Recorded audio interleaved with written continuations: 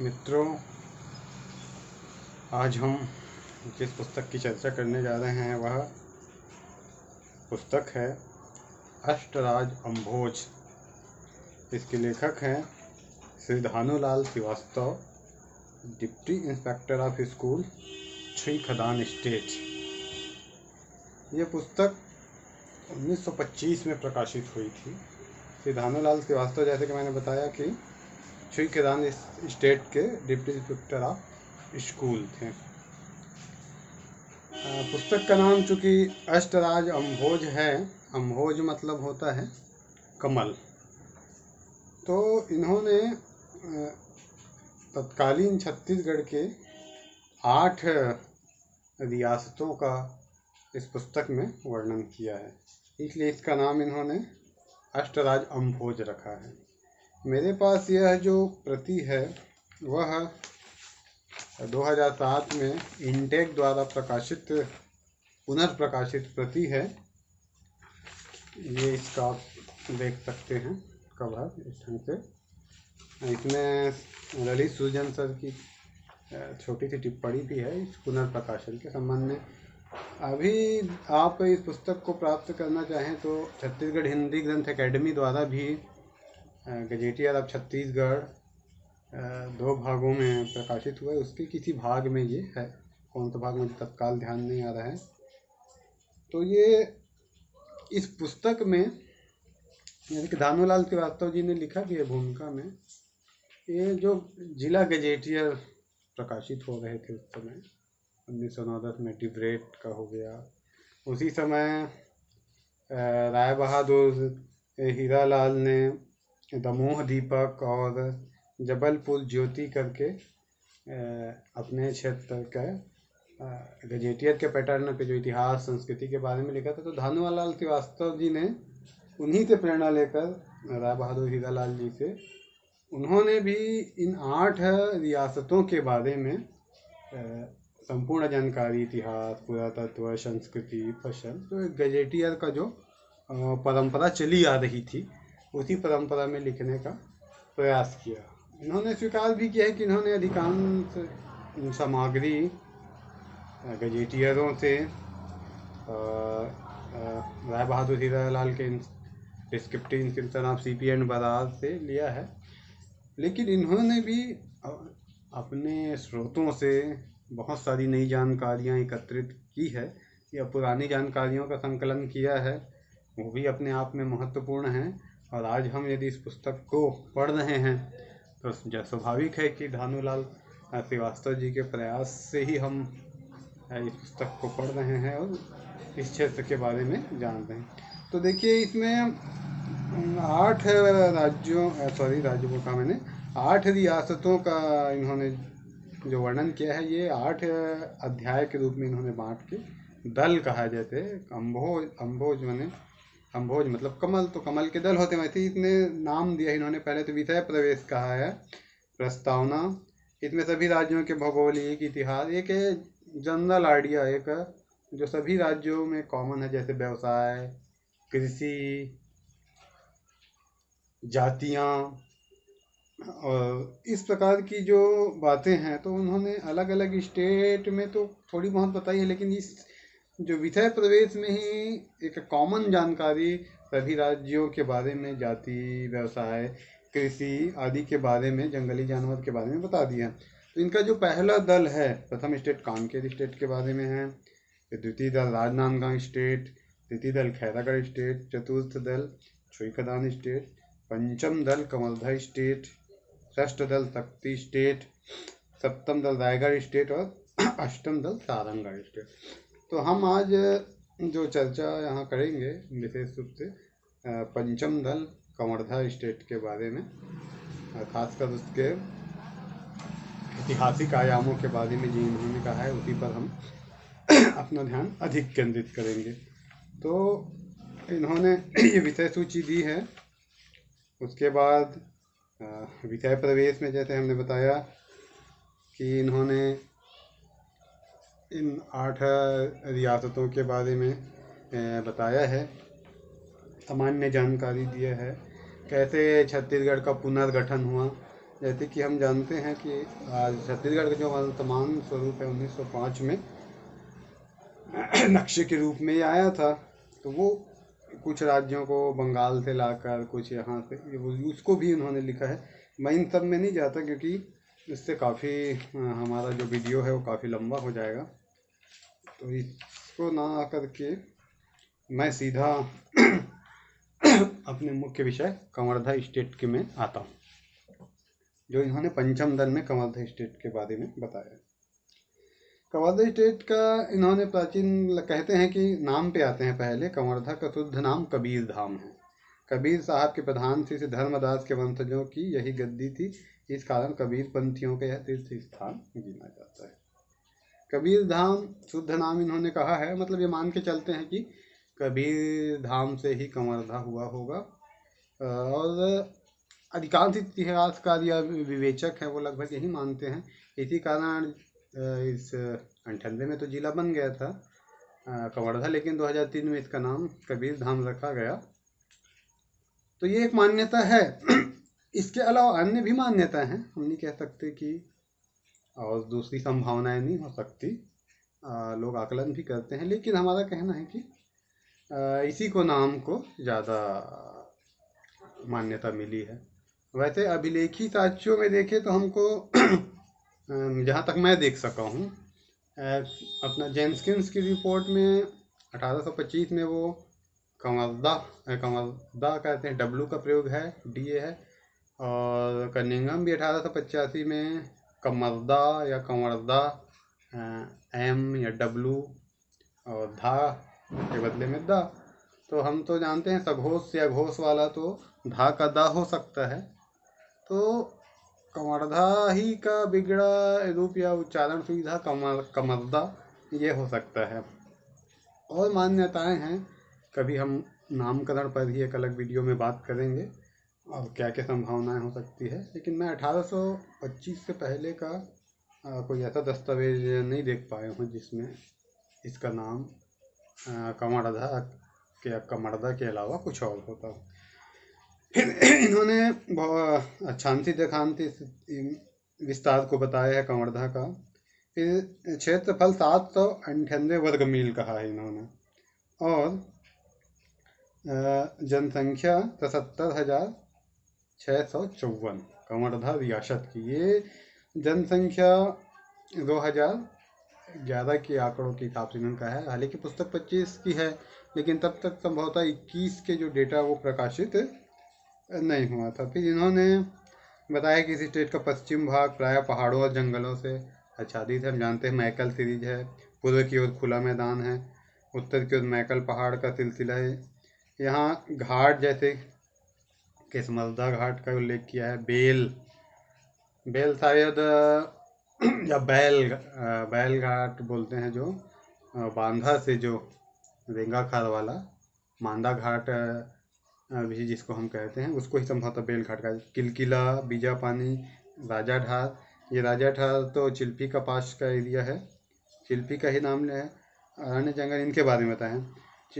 फिर इन्होंने कहा है कि केसमलदा घाट जो मंडला जिले के सरहद से 3 मील की दूरी में स्थित है, 3029 फीट ऊंची है। सबसे ऊंची छोटी रबदा पहाड़ है, रबदा, जिसकी ऊंचाई 3058 फीट है। ये इन्होंने सबसे ऊंची रबदा को कहा है केसमलदा के आसपास।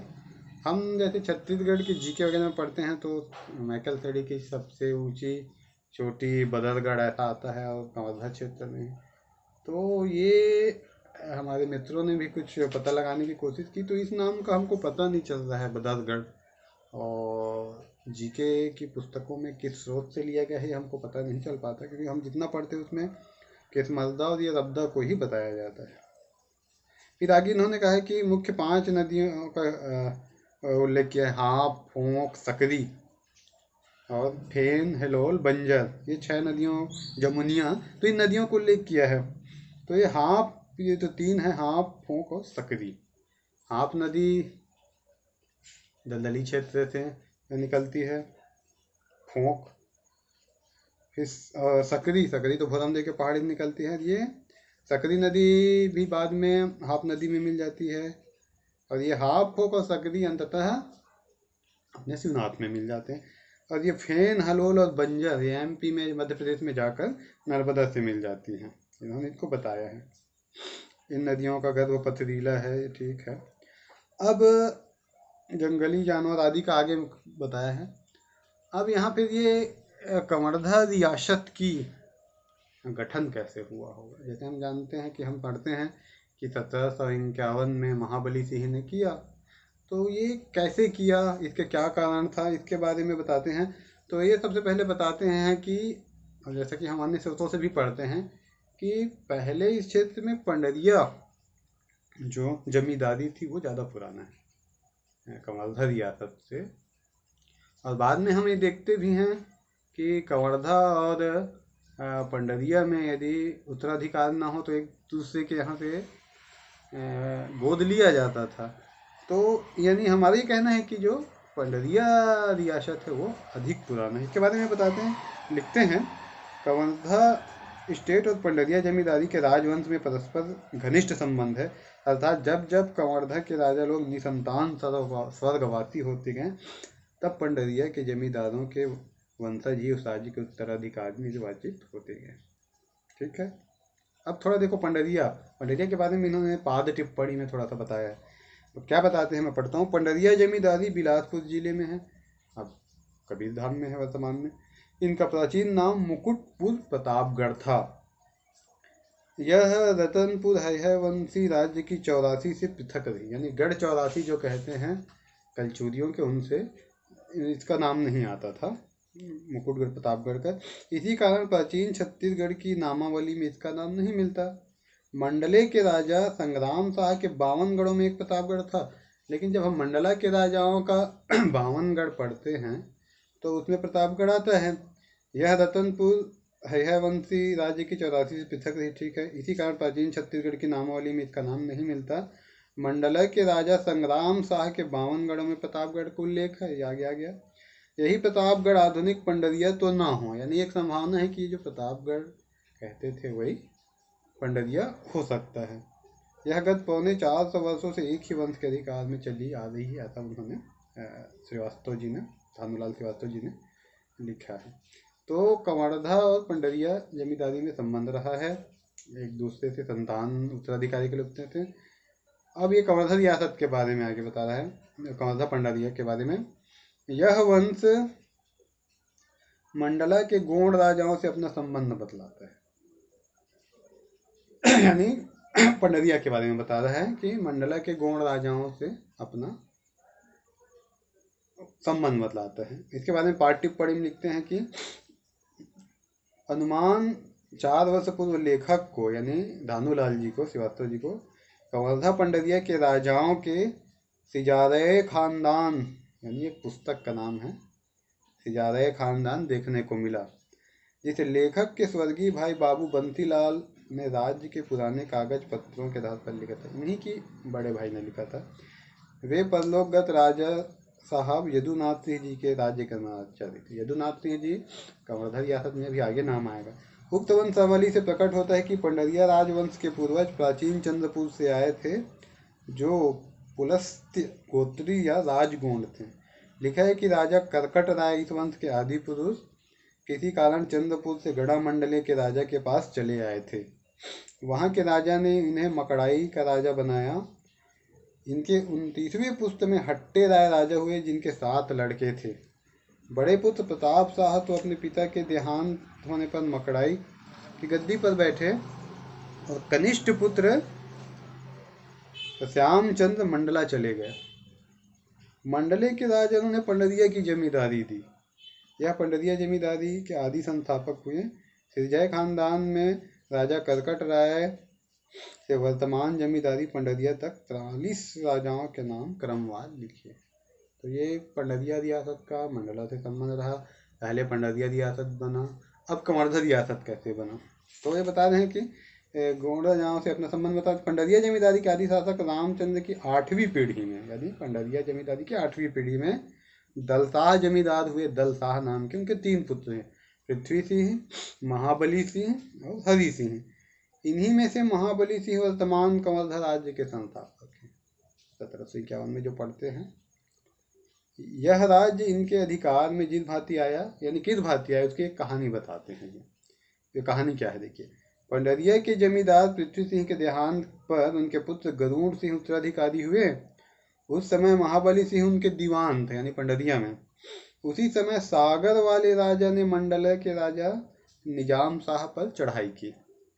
दीवान महाबली सिंह भी कुछ सेना लेकर निजाम शाह की सहायता में गए, पंडरिया के दीवान। अंत में सागर के राजा की हार हुई तो मंडले के राजा ने महाबली सिंह को उनकी सेवा के उपलब्ध में कवर्धा का अधिकार सन 1760 में प्रदान किया, यानी खुश होकर सहायता की। ये 1760 को हम बहुत जगह 1751 पढ़ते हैं, तो 1751 को हम ज़्यादा सही मान के चल रहे हैं, क्योंकि अधिकांश जगह वही सन देता है। इसके पूर्व कवर्धा जमींदारी भोंदा के जमींदार के पूर्वजों के अधिकार में थी। देखिए, कवर्धा क्षेत्र को महाबली सिंह को दिया मंडला के राजा ने, लेकिन ये क्षेत्र उससे पहले कहा था, तो यहाँ भोंदा जो है बोरला के पास, वहाँ की जमींदारी थी जो पहले, उसमें आता था कवर्धा। तथा यहाँ के जमींदार मंडला के राजा के सहायक मित्र गिने जाते थे, यानी भोंदा के। ऐसा कहा जाता है कि सागर के राजा की चढ़ाई के समय राजा मंडला की सहायता में कवर्धा के सरदार सिंह जमींदार, कवर्धा के क्या कह रहे हैं, यानी भोंदा के सरदार सिंह तथा पंडरिया के दीवान महाबली सिंह दोनों गए थे। युद्ध समाप्त हो जाने के कुछ समय उपरांत मंडले के राजा ने इन दोनों को उनकी सहायता के बदले पुरस्कार प्रदान करने को बुलाया। दोनों सहायता किया था। महाबली सिंह ने सरदार सिंह को दम पट्टी देकर वहां जाने से रोक दिया, यानी बहला फुसलाकर, और स्वयं राजा मंडला के सम्मुख यह प्रकट किया कि सरदार सिंह भाग गए, और ऐसा बताया उनको जाके कि वो तो आए ही नहीं, भाग गए। यह सुनकर मंडला के राजा ने कवर्धा का राजा इन्हें दे दिया, यानी महाबली सिंह। ऐसा ये जिक्र इन्होंने अपने स्रोतों से किया है। कोई ऐसा भी कहते हैं कि महाबली सिंह ने इस राज्य को नागपुर के भोसला राजा रघु जी से सैनिक सेवा के बदले में प्राप्त। कई लोग ऐसा भी एक सुनता है कि कहानी है कि यानी मंडला ने कवर्धा का महाबली सिंह को, मतलब भोसला राजा रघु जी का उन्होंने सैनिक सहायता किया था, उसके बदले में मिला। एक और बात आती है कि सिरजय खानदान कवर्धा की पुस्तक का ही जिक्र करते हैं श्रीवास्तव जी, कि सरदार सिंह मंडले के राजा से बागी हो गए थे। 3 कथा हो गई। एक तो महाबली सिंह ने उनको जाने नहीं दिया, दूसरा महाबली सिंह ने भोसला शासक रघु जी का सहायता किया था, और तीसरा कि सरदार सिंह बागी हो गए थे। यानी 3 थ्योरी आती है, इन्हीं तीनों में से कोई भी एक अधिक सही होगा। उसके कारण से महाबली सिंह को कवर्धा का रियासत मिला। और इनको क्या किया, सरदार सिंह को 12 गांव की जमींदारी दी गई उनके निर्वाह के लिए, ऐसा बताया जाता है। तो ये कहानी आती है ना। अब महाबली सिंह शासक बन गए 1751, श्रीवास्तव जी 60 मानते जिसको। अब हम ये जो मैं इनके बारे में बता रहा हूँ, तो थोड़ा मैं इसको भी टेली करके, ये क्या और पुस्तक है, कवर्धा राज एवं पंडरिया जमींदारी का ऐतिहासिक अध्ययन करके, ये डॉक्टर चौलेश्वर कुमार चंद्राकर की पुस्तक है, उससे भी मैं टेली करके दोनों से बता रहा हूँ।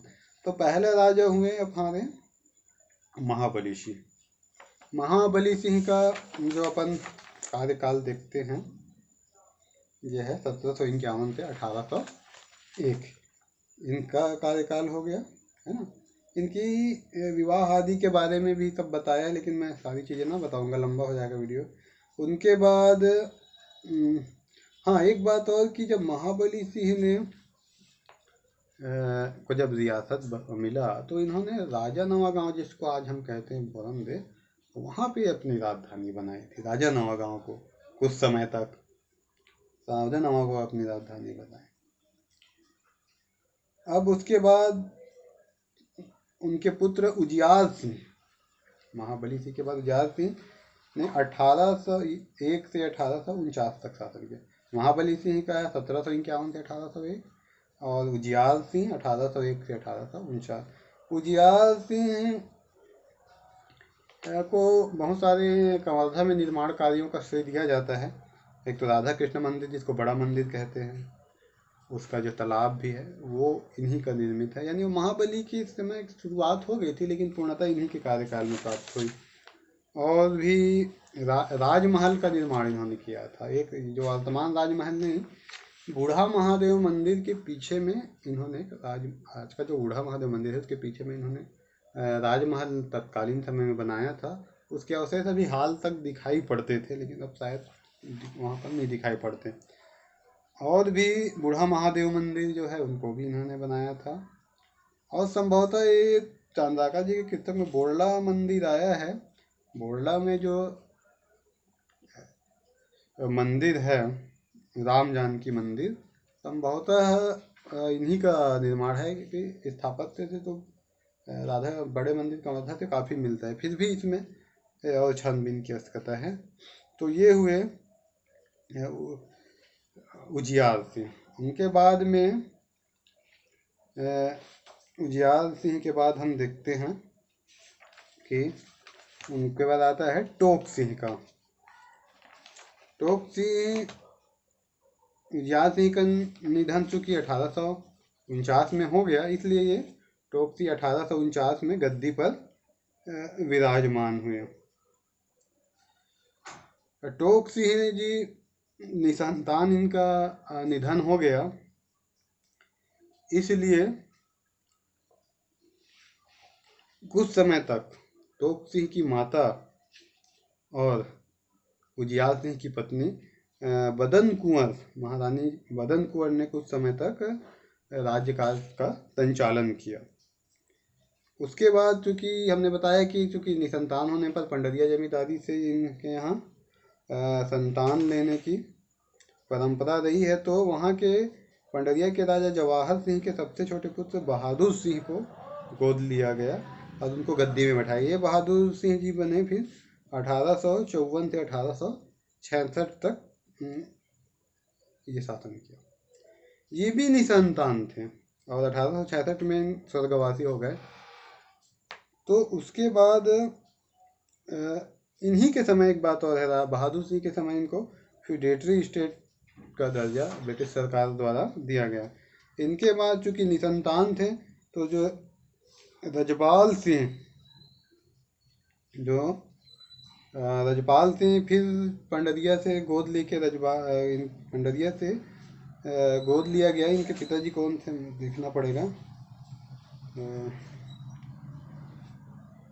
रजपाल सिंह पंडरिया के जमींदार ठाकुर राम सिंह के छोटे कुमार थे रजपाल सिंह। इनको गोद लिया गया। तो ये रजपाल सिंह जी 1875 से 1892 तक इन्होंने शासन को संभाला। इनके कार्यकाल में राज कोर्ट में आ गया, यानी ब्रिटिश सरकार के नियंत्रण में कुछ रहा होगा, वो आया। इसी बीच फिर 1892 में इनका भी निधन हो गया। 1875 से 1892 इनका कार्यकाल है। इनकी दानवीरता प्रसिद्ध थी, ऐसा जिक्र कराया जाता है। तो उसके बाद इनकी भी कोई संतान नहीं थी। तो इनके बाद जो शासन हुआ यदुनाथ सिंह देखिए 1908 से 1920 तक, यानी 1908 में इनका राज्याभिषेक हुआ, लेकिन 1892 से 1908 तक शासन किसका चलता था इसके बारे में इन दोनों किताबों में कोई जिक्र नहीं आता है। हो सकता है रजपाल सिंह की पत्नी उस समय तक शासन संभाली हो, या यदुनाथ सिंह अल्पवयस्क में भी देखते रहे हो, लेकिन इनकी जो गद्दी मिली वो 1908, और ये 1908 से 1920 तक राज्य का संचालन किया और 1920 में इनका देहांत हुआ। उनके बाद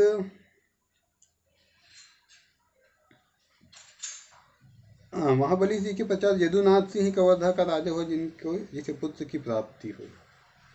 इसके बीच तो देखिए अभी देखा रहे कि गोद लेने वाला, तो इनके दो पुत्र हुए, पद्मराज सिंह और धर्मराज सिंह। तो धर्मराज सिंह 1931 से 48 तक राज्य का संचालन किया राजा धर्मराज। लेकिन इस बीच में 20 से 32 के बीच क्या हुआ, तो यदुनाथ सिंह की जो पत्नी थी देव कुमारी, वो उन्होंने शासन को संभाला 1920 से 32 तक वो शासिका रही। और इन्होंने ही, देव कुमारी जी ने ही, जो कवर्धा रायपुर में 7 किलोमीटर में, जिसको हम रानी सागर तालाब कहते हैं, इन्होंने निर्माण किया था। रानी सोनपुरी गांव भी है वहीं पे, मुख्य रोड में रानी सागर तालाब है। इनका निर्माण देव कुमारी जी ने ही किया था। यदुनाथ सिंह की पत्नी थी और 20 से 32 तक संचालन किया। जब इनके पुत्र, बड़े पुत्र धर्मराज सिंह जब वयस्क हो गए तो ये राजगद्दी पर बैठे और 31 से 48 तक इन्होंने किया। धर्मराज सिंह को अंग्रेजों ने रूलिंग चीफ पावर दिया। चूँकि 48 में विलय हो गया रियासतों का भारतीय संघ में, तो इनका फिर राज्यकाल खत्म हो गया। फिर इनके बाद हम जो देखते हैं, धर्मराज के बेटे विश्वराज सिंह राजक शासन का प्रतिनिधि हुआ। शासन तो ना रहा, लेकिन इनके वंश का प्रतिनिधि हुआ। और उनके बाद उनके पुत्र श्री योगीराज सिंह वो प्रतिनिधि हुए। और वर्तमान में उनका भी एक पुत्र है, जिनका तत्काल नाम मुझे ध्यान में नहीं आ रहा है। तो ये मोटे तौर पे भानुलाल श्रीवास्तव जी ने जो कहा है, मैं उसको चौलेश्वर चंद्राकार जी की पुस्तक से टेली करके आपको कुछ जानकारी दी। इसके बाद भानुलाल श्रीवास्तव जी ने जाति, धर्म, बोली के बारे में लिखा है। कुछ जमींदारियाँ छोटी छोटी रियासत के अंदर थी, जो उनके बारे में उन्होंने बताया। जैसे रेंगाखार के जमींदार के पूर्वज पहले गंडई जमींदारी में रहते थे। यहाँ के राजा उजियार सिंह ने इनको पहले 6 गांव बिना लगान के दिए थे। तो ये रेंगाखार के जमींदार भी फेमस हुई है। भोंदा के जमींदार गोंड हैं।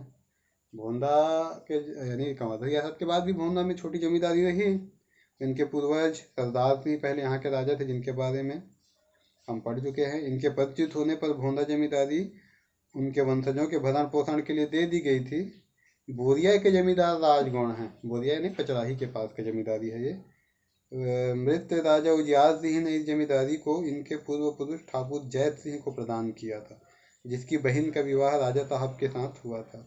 राजगौड़ों में ठाकुर बोधन सिंह का घराना भी मान्य। बोधन सिंह जी ये रवेली के जमींदारी थे। इसके सिवाय कबीर पंथियों के गुरु श्री सुमिरन दास उपनाम धीरज नाम साहब का वंश प्रसिद्ध है। आप बम्बई हाई कोर्ट से गुरु वंश की गद्दी के उत्तराधिकारी स्वीकृत हो चुके थे, परंतु कबीर पंथियों ने इनके बदले में इनके भतीजे मुकुंद दास उपनाम श्री उग्रनाम साहेब को ही वास्तविक उत्तराधिकारी माना। तो कबीर पंथियों का भी गढ़ रहा है कवर्धा।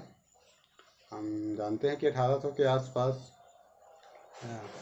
इस वंश के प्रथम जो गुरु इस क्षेत्र के मानते हकनाम साहब ने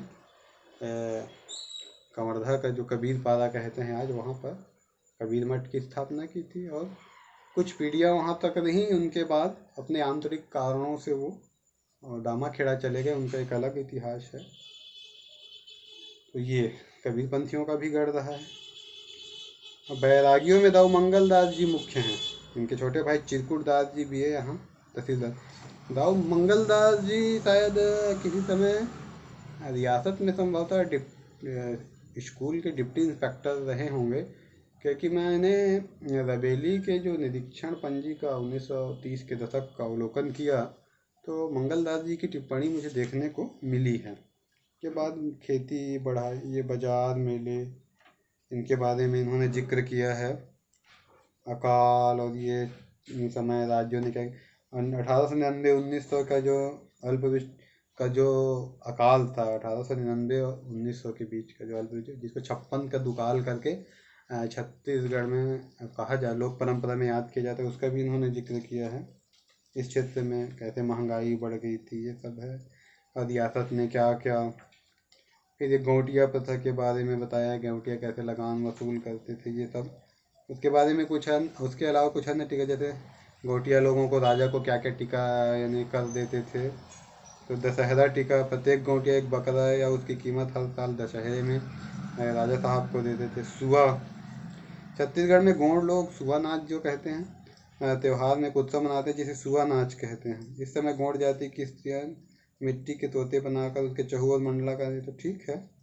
इसमें महत्वपूर्ण बात यह है कि यही रुपये पीछे एक नियमित कर के रूप में वसूल हो, यानी सुआ नाच से जो टैक्स मिलता, यानी स्त्रियाँ जो इकट्ठे करती उनमें से कुछ हिस्सा राजकुमारियों के पॉकेट खर्चे के लिए रियासत में टैक्स दिया जाता था। गाड़ा ढोल, प्रत्येक गांव से गाड़ा और रस्सी की कीमत ली जाती थी, गाड़ा बिल्ला वाला। धर्मार्थ, राज्य के देव मंदिर को चलाने के लिए यह कर लिया जाता था। भंडार कर, राजा के रसोई घर का टैक्स ये था। इसके अलावा चूड़ी मढ़ाना, घानी टैक्स, मंगटा, पन पियाई और यानी ये स्वतंत्र अध्ययन के विषय हैं। टैक्स के बारे में भी अलग हम बात कर सकते हैं।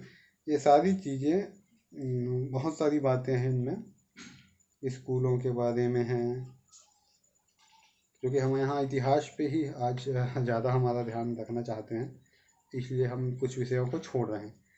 कुछ प्रमुख ठौर कहा है उसको हम देख लेते हैं। कुछ यानी प्रमुख स्थल जो चर्चित थे, जैसे इंदौरी के बारे में लिखते हैं, रायपुर रोड में है इंदौरी। यह स्टेट भर में भारी गांव है जिसका क्षेत्रफल 3,500 एकड़ है। यहाँ की मनुष्य संख्या 957 है। यहाँ का बाजार बहुत बड़ा लगता है, एक प्राइमरी स्कूल भी है। अब देखिए कवर्धा के बारे में। इस रियासत की राजधानी है। यह बंगाल नागपुर रेलवे के तिल्दा स्टेशन से 54 मील की दूरी पर स्थित है। यहाँ फेडरेटरी चीफ साहब का महल जो कस्बे के पश्चिमोत्तर में 1 मील की दूरी पर बना है, देखने योग्य है। इसके सिवाय कचहरी, अस्पताल, जेल, अंग्रेजी middle school, Hindi primary school और गर्ल स्कूल की इमारतें हैं। यहाँ मुख्य 8 तालाब और 12 हिंदू मंदिर हैं, जिनमें उजियार तालाब के तट पर बना हुआ राम जी कृष्ण जी का मंदिर रमणीय स्थान है। उजियार महाराज उजियार सिंह ने, जिसके बारे में हमने बात किया। कबीर पंथियों के आचार्यों की गद्दी यहाँ होने से कवर्धा एक समय प्रसिद्ध स्थान था, पर कौटुंबिक कलह के कारण आचार्य गद्दी दामाखेड़ा चले जाने से इनका यह महत्व अब नहीं रह गया है।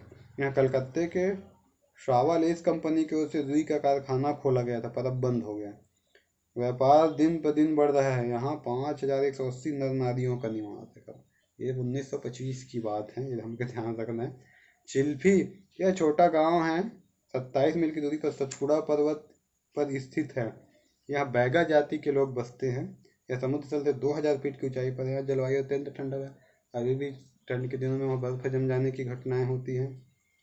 झिरना, इस स्टेट में एक गांव है। यहाँ पहले पानी झरना निकलता था जो नर्मदा कहलाता था। इसी कारण यहाँ मेला भी लगता है, रकबा 2624। झिरना का मेला अभी भी लगता है। झिरना में ये मंदिर जो कुंड है उसमें एक शिव मंदिर बनाएगा, उसमें एक प्राचीन जलहरी है, वो भोरमदेव क्षेत्र का ही जलहरी है।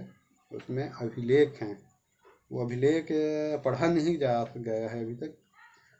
संभवतः शिव मंत्र हो ऐसा एक संभावना है, लेकिन पढ़ा नहीं जा चुका है अभी। दशरनपुर, एक बड़ा खास गांव कवर्धा से 14 मील दूर सिमगा जाने वाली सड़क के पास स्थित है, यानी रायपुर रोड में। यहाँ एक प्राइमरी स्कूल और डाकघर भी है। चंद आप्रवासी के तालाब भी हैं।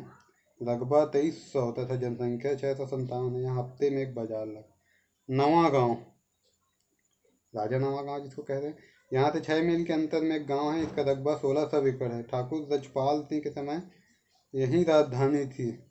राजा के महल के चिन्ह अब दिख पड़ते हैं। यहाँ हफ्ते में 2 बार बाजार लगता है।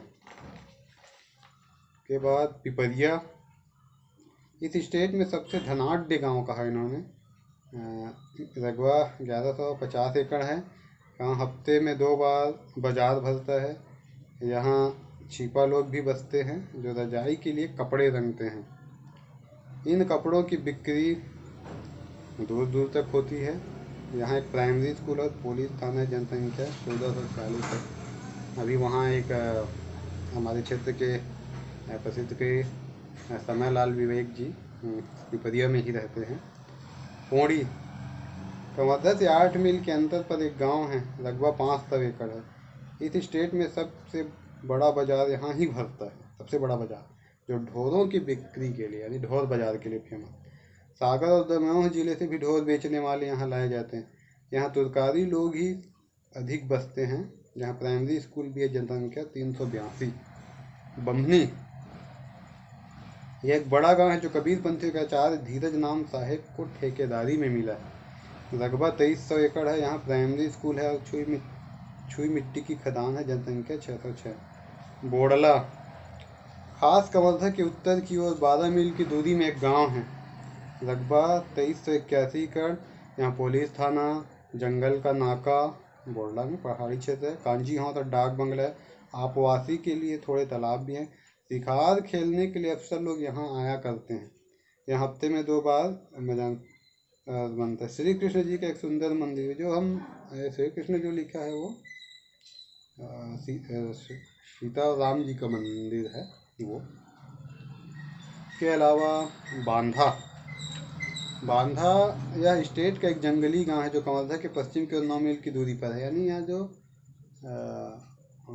कवर्धा से सरोधा के पीछे से जो रेंगा खाल जाने मांदा घाट जो कहते हैं, वहाँ पर बांधा है।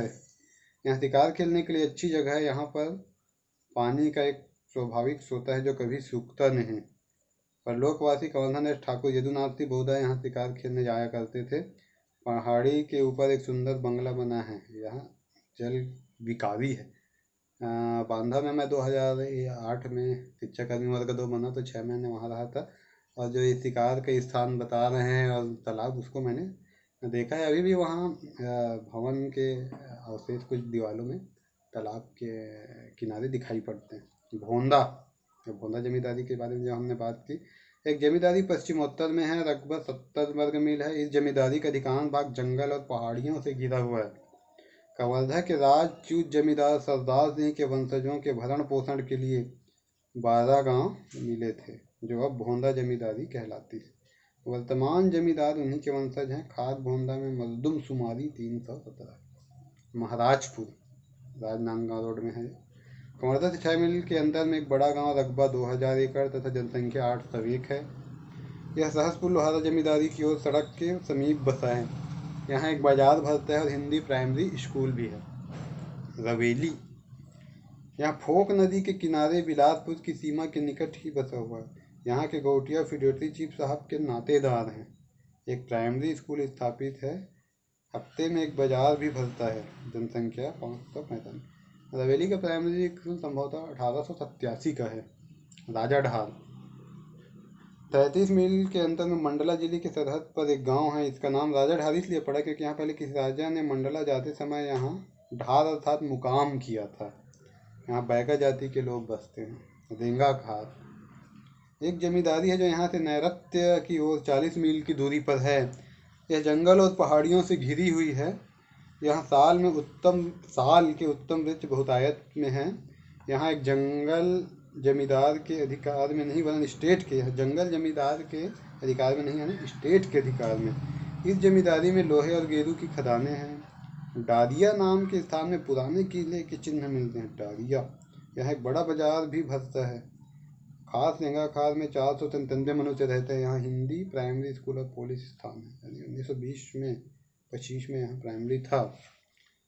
कुछ बड़े महत्वपूर्ण जगहों के बारे में देखते हैं अब। ऐतिहासिक महत्व है जिसका चौरा हम भोरमदेव के इतिहास में जानते हैं, जो आज हमारा जहाँ मड़वा महल के पास एक ग्राम चौरा है। इसके बारे में देखिए, कवर्धा के इतिहास में चौरा भोरमदेव के इतिहास के चीज़ मैं बता दूं कि इन्होंने रामलाल श्रीवास्तव जी ने भूमिका में इन्होंने जिक्र भी किया। ये राय बहादुर हीरालाल से ही इन्होंने सामग्री को अधिकांशतः ऐतिहासिक सामग्री को लिया है। ये दोनों की किताबों को देखने से पता चल जाता है और इन्होंने भूमिका में कहा भी है। अब देखिए, चौरा यह गांव खास कवर्धा से 11 मील की दूरी पर, यहाँ मंडप की तरह एक मंदिर है, मड़वा महल के नाम से जानते हैं। यहाँ एक पत्थर में 37 पंक्तियों का लेख वर्तमान है, जिसमें लिखा है कि एक शिव मंदिर को फड़ी का नागवंश के रामचंद्र नाम के राजा ने, जिनका विवाह अरहरवंशी राजकुमारी अंबिका देवी से हुआ था, बनवाया था। ये 37 पंक्तियों का अभिलेख जो था उसको 80 के दशक में महंत घासीदास संग्रहालय रायपुर में ले जाया गया है। अभी वहाँ देखा जा सकता है। और इसमें फड़ी नागवंशियों की वंशावली है और रामचंद्र ने ही बनवाया था इसको। 24वें शासक फड़ी नागवंश। नागवंश की उत्पत्ति की कथा जो यहाँ लिखी है प्रायः वह हैहय वंश की उत्पत्ति की, यानी हैहयों की जो उत्पत्ति अब नाग और घोड़ी से अपनी उत्पत्ति कलचुरिया हैह मानते हैं, तो फड़ी नागवंशी ने लगभग उत्पत्ति कथा उन्हीं का अनुकरण जान पड़ता है। हैहयवंशी लोग अपनी आदि उत्पत्ति घोड़ी और नाग से मानते हैं। इसी प्रकार नागवंश की कथा यहाँ यूँ लिखी है, देखिए क्या लिखी कि जातुकर्ण नामक एक साधु थे जिनकी 3 संतानें थी, अर्थात 2 पुत्र और 1 कन्या। कन्या का नाम मिथिला था जो बड़ी सुंदर थी। ये तीनों भाई बहन निर्जन वन में स्वच्छंदता से घूमते फिरते थे। अकस्मात एक दिन नागदेव की दृष्टि इस कन्या पर पड़ी। वे इसके रूप जाल में फंस गए। फलतः कन्या गर्भवती हुई। यह देख दोनों भाई एक दूसरे को बहन से अनुचित संबंध रखने वाला कुमार्गी समझकर घृणा करने लगे। यह घृणा क्रमशः घोर शत्रुता का रूप धारण करने लगे। मामला बढ़ते देख बहन ने लाचार होकर सच्ची घटना को भाइयों को कह सुनाया। इस गुप्त रहस्य के खुल जाने से नागदेव के मन में अत्यंत लज्जा तथा ग्लानि उत्पन्न हुई। निदान वे यह कहकर लुप्त हो गए कि इस कन्या के गर्भ से जो बालक होगा वह महाप्रतापी होगा, इसका नाम अहिराज होगा तथा इससे वंशज नागवंशी कहलाएंगे।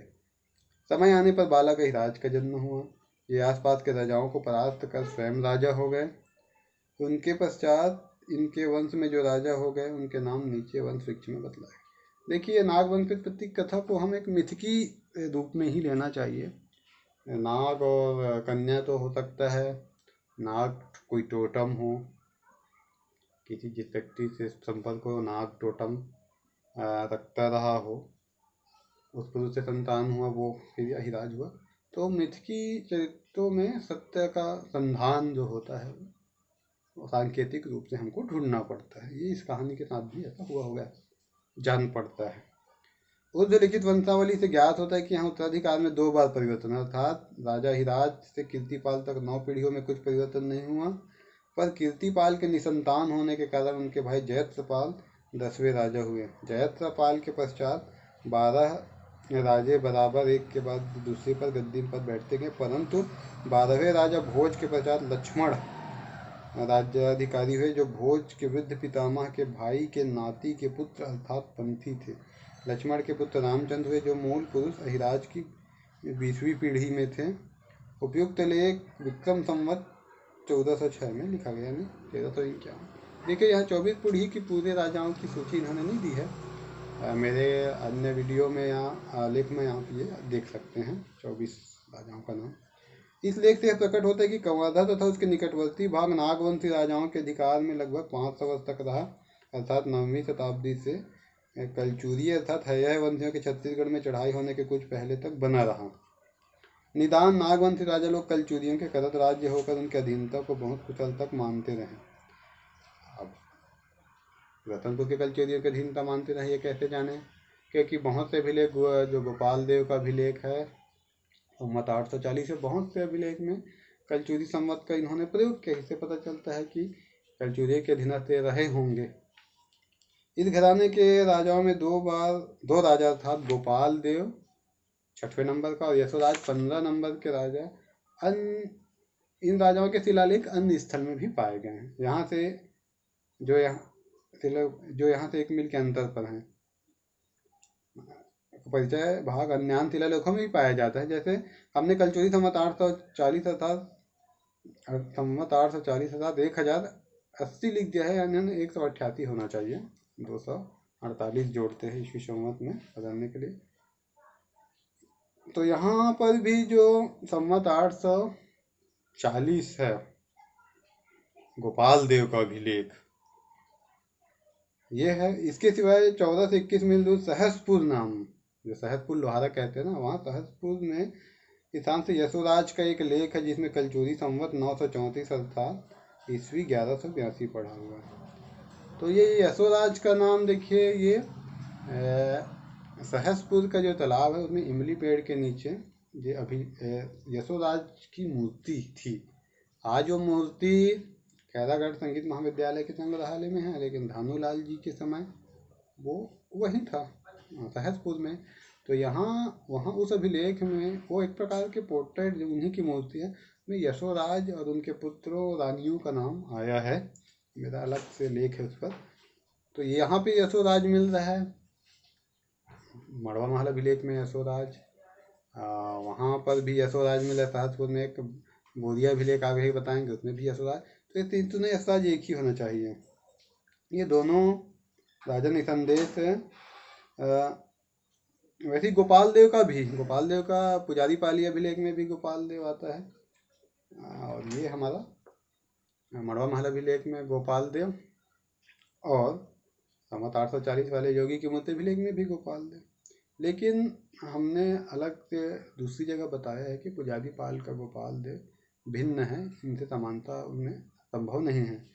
ये दोनों राजा निसंदेह उसी परंपरा के वंश के राजाओं के अतिरिक्त दूसरे नहीं है जिनको उल्लेखित शिलालेख में पाया गया है। गोपाल देव और यशोराज के मध्य उनके शिलालेखों के अनुसार 94 वर्षों का अंतर है, परंतु इस शिलालेख में दोनों के बीच 8 राजा यानी पीढ़ी 8 का ही अंतर है। लेकिन सन में देखेंगे तो 94। इस हिसाब से तो एक पीढ़ी के लिए 12 वर्ष की औसत निकलती है। इस कारण इस वंशावली की सत्यता में संदेह है। ऐसा मालूम होता है कि वंशावली में बहुत से कल्पित नाम संभव है, इसलिए हमको अंतराल कम दिखाए दे रहा हो सकता है कुछ कल्पित नाम हो। इस लेख में 2 भौगोलिक नाम को उल्लेख है, एक चौरा सांकरी नदी राजपुर और कुंभीपुरी। चौरा तो वही चौरा है पूर्व में निर्मित जहाँ मंदिर निर्मित हुआ था, यही चौरा गाँव। यह मंदिर अभी तक इसी की सीमा में। सांकरी नदी सकरी नदी है और यहाँ से 2 फर्लांग की अंतर में बहती है। यही नदी खास कवर्धा में भी है, कवर्धा के किनारे। राजपुर नामक गांव देवता के भोग राग के लिए प्रदान किया गया था। ये सब मड़वा अभिलेख में ये सब बातें हैं जो यहाँ पर लिखा गया है। यहाँ से 3 मील अंतर पर इससे अभी भी रजपुरा गांव है, वही है ये। कुंभीपुरी नामक एक गांव जो आया है इस शिलालेख में, दक्षिण के विट्ठल नामक ब्राह्मण था, उसको कुंभीपुरी अग्रहार में दिया गया था। सॉरी, विट्ठल तो अभिलेख का उत्कीर्ण कर सकते। यह ग्राम महेश नामक एक ब्राह्मण को उस मंदिर निर्माण के अवसर में अग्रहार के रूप में दिया था। तो ये कुंभीपुरी कौन है वर्तमान में भोरम देव के आसपास, ये हमको ज्ञात नहीं है, शोध का विषय है। अभिलेख का रचना विट्ठल नामक एक दक्षिणी ब्राह्मण ने की। तो ये चौरा के बारे में हम पढ़ें तो मड़वा महल अभिलेख और उसका इतिहास है। अब देखो छपरी में हम भोरम देव के मुख्य शिव मंदिर को मानते हैं, प्रवेश के समय छपरी गाँव। उत्तर में 11 मील के पर एक गांव है, इसका रकबा 950 एकड़ तथा जनसंख्या 163 है उस समय। यहाँ विष्णु का एक प्राचीन मंदिर, देखो विष्णु का मंदिर कनिंघम से प्रभावित होकर ये कह रहे हैं, क्योंकि कनिंघम उन्होंने उनको विष्णु मंदिर समझा था। बाद के अधिकांश आधुनिक शोधकर्ताओं ने, चाहे सीताराम शर्मा हो, गणेश चंद्रौल हो, या हमारा व्यक्तिगत आकलन है, उससे ये शिव मंदिर ही प्रतीत होता है। लेकिन इन्होंने कनिंघम को अनुकरण करते हुए प्राचीन विष्णु मंदिर का है, जो भोरम देव के मंदिर के नाम से विख्यात है। गौड़ लोग अपने अधिपत्य के समय इस मूर्ति को अपने देव भोरम देव की मूर्ति मान ली थी। भोरम देव का भव्य मंदिर शिल्प कला का उत्कृष्ट नमूना है। इनके भीतर की कारीगरी देख लोग आश्चर्यचकित होते हैं।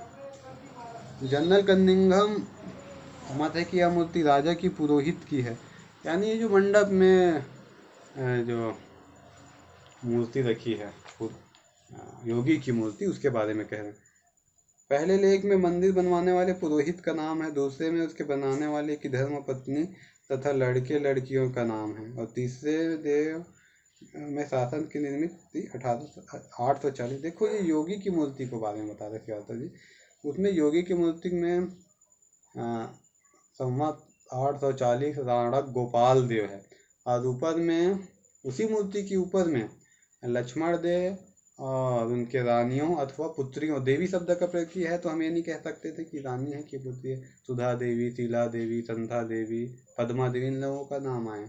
तो कनिंघम सर ये मानते थे कि भाई लक्ष्मण देव राय ने मंदिर बनाया है क्योंकि उनका है, लेकिन हमने अलग से विश्लेषण इस पे किया है कि वो 23वें नंबर के शासक थे लक्ष्मण देव, इसलिए वो मंदिर जो 11वीं शताब्दी के है और 11वीं शताब्दी के आसपास वो नहीं ठहरते। लक्ष्मण देव थोड़े बाद में ठहरते हैं, लेकिन गोपाल देव संवत 840 लिखा है। तो और ईस्वी में 1088 आ जाते तो गोपाल देव की प्रबल संभावना है। और एक हमने एक और मत दिया है भुवन पाल देव के बारे में, जो हमारे दूसरे अभिलेख में है, यहाँ उसकी जिक्र नहीं करेंगे। तो ये इन्होंने कनिंघम के मत को ही यहाँ पर भानुलाल जी ने उल्लेखित किया है। ये हयवंशी राजाओं के अधीन थे, ठीक है। ये और पुजारी पाली के देव का जाति थे एक ही व्यक्ति हों, ऐसा इन्होंने मानने की कोशिश किया है। लेकिन बाद के आधुनिक विष्णु सिंह जी भी लगभग मानने के पक्ष में थे, लेकिन मिरासी है और अन्य दूसरे अध्ययनकर्ताओं ने इनको नहीं माना है। मंदिर में असल मूर्ति लक्ष्मी नारायण की है, जिसके पाद तल में जोगी मकरध्वज 700 अंकित है। देखो कनिंघम कहते थे कि वास्तविक मूर्ति पहले गर्भगृह में लक्ष्मी नारायण की रही होगी, और जब गौड़ों के प्रभाव में 15वीं-16वीं शताब्दी में आया तो उसको हटा के बाहर रख दिया और उसके अंदर शिव की जलहरी लगा दिया। ऐसा कनिंघम का मत है। बाद में हम अधिकांश हमने कहा कि नहीं मानते, क्योंकि मंदिर शानदार है, जलहरी है, द्वार चौखट में शिव परिवार की मूर्ति है, तो शिव मंदिर ही मत मानते हैं। अब विष्णु के पाद तल में मगधध्वज जोगी 700 का अंकित वाली ये मूर्ति जो लिख रहे हैं, मैं नहीं देखा हूँ, क्योंकि जोगी मगधध्वज 700 भोलंदे में दक्षिण दीवार में है और पचराही में एक मूर्ति के नीचे, लेकिन विष्णु मूर्ति के नीचे मैं नहीं देख। इन्होंने 7000 त्रुटिवश लिख दिया, एक्चुअली 700 है वो। मंदिर की दीवार में संवत 1608 सन 1551 का लेके दक्षिणी दीवार अभिलेख के बारे में कहे संवत, यानी जो 1551 का है।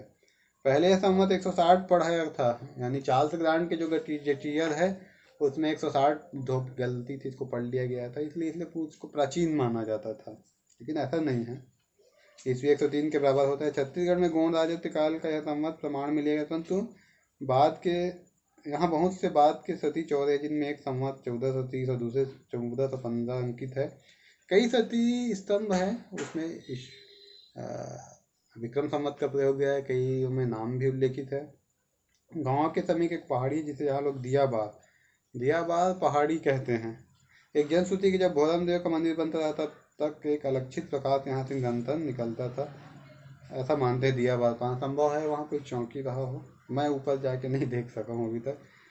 यहाँ प्रतिवर्ष चैत्र सुदी 10 से पूर्णिमा तक और कुमार सुदी 11 से पूर्णिमा तक 2 मेले लगते हैं, लेकिन उस समय 2 लगते रहेंगे, लेकिन वर्तमान में तो चैत्र वाला ही लगता है। इसमें बहुत छत्तीसगढ़ विभाग के यात्री आते हैं। इनकी दैनिक संख्या 3000 के लगभग रहती है तत्कालीन समय में। ये हुआ। अब अगला ही लिखते हैं, ये बोरिया देखिए, हम जो पचराही के पास बोरिया जमींदारी, पहले पचराही नाम से कम उल्लेखित हुआ है उस क्षेत्र का, बोरिया के नाम से, क्योंकि वहीं की जमींदारी है, लेकिन आज की किताबों में हम पचराही नाम ज़्यादा प्रचलित। यह एक जमींदारी है, 1925 की बात है, जो मंडला जिले के सरहद में है, ठीक है, उधर से लगा। यहाँ से 3 मील आग्नेय की ओर एक प्राचीन मंदिर है, जो कंकाली मंदिर के नाम से विख्यात, कंकाली टीला का जिक्र कर। यहाँ कई एक शिलालेख मौजूद थे, जिनमें 4 लेखों को कंवरधा वाले ले गए हैं, यानी कंवरधा ला लिया गया था। अब यहाँ 2 लेख वर्तमान है, इसमें मगधध्वज जोगी के साथ, ये वाला अभी भी आपको पचराही के संग्रहालय में दिख जाएगा, मगधध्वज जोगी 700 वाला। तथा दूसरे में देवदास नाम का उल्लेख है, जो मगधध्वज जोगी के समान कोई यात्री रहा होगा। ये बूढ़ा महादेव मंदिर में, सॉरी, ये देवदास वाला का उतना मुझे ध्यान नहीं आ रहा है। यहाँ से जो 4 लेख शिलालेख कंवरधा को स्थानांतरित किए गए, उनमें से 2 के सती स्तंभ थे। ये दोनों सती स्तंभ जो बड़े मंदिर तालाब में राम जानकी मंदिर है उसमें लगे हैं। अभी सॉरी, राम जानकी मंदिर, कृष्ण मंदिर आगे बता रहे हैं। अब ये स्तंभ कृष्ण मंदिर के मंडप में, जो उजियार सागर के पार में लगभग 100 वर्ष का बना है। ये जो कृष्ण मंदिर है, इसमें जो आप यदि जाएंगे तो अभी भी वहाँ देखेंगे कि पचराही क्षेत्र के बहुत सारे द्वार चौखट और मंदिर स्तंभ को उस मंदिर के निर्माण में उपयोग किया गया। और यहाँ जो शिलालेख सती स्तंभ का आएगा, वो भी उस स्तंभ के रूप में प्रयोग किया गया है। और वर्तमान में जो इनमें काला पेंट कर दिया गया है, इसलिए आप उनको अभिलेखों को नहीं पढ़ सकते। और मंदिर की वो जो प्राचीन द्वार चौखट और स्तंभों की जो भव्यता है, वो आधुनिक रंग के कारण समझ में नहीं आएगी, लेकिन काफ़ी तमागी का प्रयोग है। फिर दो मूर्तियां खुदी तथा उनके पाद तल में लेख वर्तमान छुप गए। बूढ़ा महादेव के मंदिर में नई कचहरी के निकट रखे। हाँ, दो मूर्तियां हैं। भोरम देव मंदिर अभी भी जाएंगे तो गर्भगृह के बाएं दाएं में हाथ जोड़े राजपुरुष की मूर्तियां हैं, उनके पाद तल में अभिलेख है। वो अभिलेख महत्वपूर्ण है, लेकिन अभी चूंकि वहाँ उसमें बहुत ज़्यादा पानी डाला जाता है, इस कारण वो अभिलेख है वो धूल आदि जम जाने से छुप जाते हैं। तो हमारी समझ से उसके संरक्षण का कोई उपाय करना चाहिए। उनमें से एक इसमें जसराज नाम के सिवाय कुछ और नहीं है, यानी जसराज वाला भी वही है, मुझसे चूक हो रही है। दूसरे में संवत 945 या 915 लिखा हुआ मालूम होता है। इस पत्थर में एक राजा की मूर्ति ध्यान अवस्थित दशा में रखी हुई है। इस लेख में एक मंदिर प्रसाद बनाने का विवरण है। लिखा है कि महाराणा जसदेव के महामात्य ठाकुर मल्तू वाला, ये बोरिया से प्राप्त अभिलेख है जो वहाँ मंदिर में जड़ा है बूढ़ा महादेव में। और इस अभिलेख का पाठ कनिंघम ने अपने सर्वे रिपोर्ट में किया, आर्कियोलॉजिकल सर्वे ऑफ इंडिया के 17वें भाग में। और मिरासी ने भी बाद में 1955 में जो उनकी किताब है उसमें भी इस अभिलेख का, मिरासी का पाठ बहुत सूक्ष्म है। तो देखिए इस लेख में क्या है, यहाँ पर भी चूँकि इन्होंने डिस्क्रिप्टिव इंस्क्रिप्ट राय बहादुर हीरालाल से इन्होंने लिया है, दानोलाल ने तो इस बात को उल्लेख किया है कि महाराणा जसराज देव के महामात्य यानी प्रधानमंत्री ठाकुर मांडू या मालतू है ये, कि बुद्धिमान पुत्र पांडु की माता बांछा की पुत्री बावो ने अपने पिता के उद्धार करने के लिए बनवाया, एक मंदिर बनवाया। जाहिर है यह अभिलेख बोरिया का था, तो बोरिया में ठाकुर मालतू ने के रहा होगा, उसी की पुत्री बावो ने अपने माता पिता की स्मृति में मंदिर में। तो इससे ये भी पता चलता है कि देखिए पचराही फड़ी नागवंशियों के अधीनस्थ किसी सामंत ठाकुर मालतू के नियंत्रण में रहा होगा, ऐसा भी यहाँ पर एक संभावना बनती है। ऐसा मालूम होता है कि मांडू तथा उसकी स्त्री के देहांत हो जाने के पश्चात उसकी पुत्री बावो ने अपने माता पिता के नाम पर एक मंदिर बनाया। वो मूर्ति उसी मंदिर में रखी रही होगी, और उसमें जो स्त्री पुरुष हैं वो ठाकुर मालतू और उसकी पत्नी, और बाजू में एक लड़की बैठी है वो बावो रही होगी। इस शिलालेख में 3 मूर्तियां जिनमें दो एक साथ बैठी, उनके पीछे की ओर मंडल बने यानी छत है, और दूसरी मूर्ति एक अकेली स्त्री है, ये बावो होगी। इसके पीछे मंडल नहीं है। वास्तव में मंडल युक्त दंपति माता पिता की है मूर्ति जो है, और शादी मूर्ति उनकी भक्ति तथा कन्या की। जनरल कनिंघम ने इस लिखे संवत 910 या 1110 पढ़ा था, जो कि उक्त लेख के उल्लेखन करने में अशुद्ध जान पड़ता है। इनके अंकों की बनावट खराब है। एक समय यही अंक 849 पढ़ा गया था। वास्तव में राजा जसराज यही है जिनका उल्लेख सहसपुर शिलालेख में यशोराज को जसराज यानी छत्तीसगढ़ में यश का जस हो जाता है, या का जा वाली प्रॉब्लम, जसराज देव ही को ही जसराज देव कहा गया। यह लेख संवत 934 तथा 1183 का है, और वो भी 1182 का है, तो इससे भी समानता हो जाती है। वर्तमान समय में संवत के निश्चित रूप से पढ़े जाने से यह धारणा पहले की अपेक्षा पक्की हो गई है। जसराज को यहाँ महाराणा का अर्थात फ्यूडेटरी चीफ लिखा है, जिसके राज्य के अंतर्गत कवर्धा स्टेट था। कवर्धा स्टेट तो बात का है, नहीं कवर्धा क्षेत्र को बोल रहा। हो सकता है कि यशोराज या जसराज भोरमदेव मंदिर के शिलालेख में वर्णित गोपाल देव के वंशज हो। वहाँ पर क्योंकि यशोराज देव आता है, तीनों एक ही रहे होंगे, हमारा भी ऐसा मानना है। इसके अंतर्गत कवर्धा स्टेट था। गोपाल देव का शासनकाल यशोराज से 100 वर्ष पूर्व हुआ था। गोपाल देव छठे शासक थे, यशोराज 15वें शासक थे। अब दोनों के बीच 100 वर्ष है, लेकिन 9 या 8 राजा 100 वर्ष में बदल जाना तो कैसे समानता हो। तो वही बताया ना कि कल्पित नाम भी हो सकते हैं वाली बात। ऊपर लिख चुके हैं यहाँ की 2 सती स्तंभ कवर्धा के राम मंदिर। देखो ये कवर्धा के राम मंदिर कभी कृष्ण मंदिर मैं भी कंफ्यूज हो जाता हूँ, तो वो राम मंदिर ही है। जो कृष्ण मंदिर तो बड़े मंदिर बोलते हैं, और जहाँ वो पचराही के समय के अवशेष है वो राम जी के मंदिर है, कहीं कृष्ण लिख देते हैं तो कंफ्यूज हो जाता है। इसलिए कुछ मिट गए हैं कि स्तंभ में मार्ग शीर्ष शुक्ल द्वादशी सोमवार संवत 1414 अर्थात 5 दिसंबर 1356 में सोमवार महाराजा श्री राम देव का शासन काल लिखा है। अब ये नहीं पढ़ सकते, अच्छा है कि इनका इंस्क्रिप्ट इन्होंने लिख दिया है, क्योंकि अब उसमें पेंट कर दिया गया है। तो देखो रामदेव 1356 में 1351 का जो मड़वाहल अभिलेख में रामचंद्र देव है, तो ये दोनों रामदेव एक ही होंगे, स्वाभाविक है। तथा दूसरे में ज्येष्ठ सुदी 13 संवत 1422 सोमवार अर्थात 13 मई सन 19 1364 ईस्वी अंकित है। इसमें यहाँ उल्लेख है कि परलोक